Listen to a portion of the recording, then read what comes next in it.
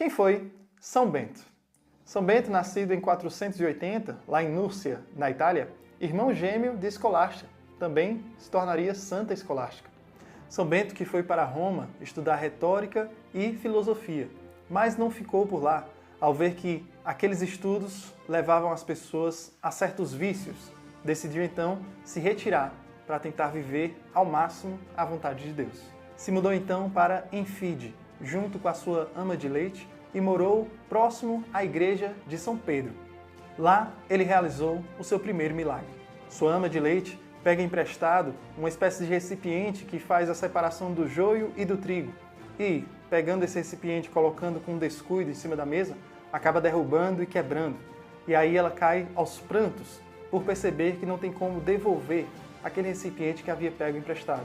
São Bento toma em suas mãos aquele recipiente que havia sido quebrado, se coloca em oração, as lágrimas escorrem do seu rosto e, quando ele se dá conta, o recipiente está todo formado, como se nada tivesse acontecido.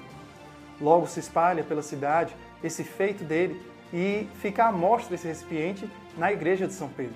Porém, São Bento decide fugir devido a toda a atenção que ele atraiu para si e vai viver em Subiaco, um lugar deserto.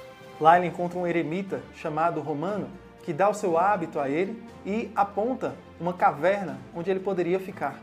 São Bento então passa a morar nessa caverna e passa cerca de 3 anos ali, recebendo alimentos de Romano através de um cesto que ele envia por uma corda.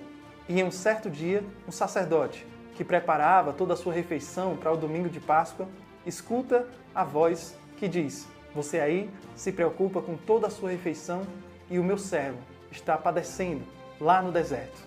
Então este sacerdote vai ao encontro dele, encontra São Bento nessa gruta e faz uma oração, entrega alimentos para São Bento. Alguns pastores o encontram também nessa gruta, começam então a ocorrerem visitas a São Bento, levando alimentos e saindo alimentados em seu espírito. São Bento passa a ter fortes tentações. Primeiro um corvo fica se aproximando dele e ele, ao fazer o sinal da cruz, faz com que esse corvo desapareça.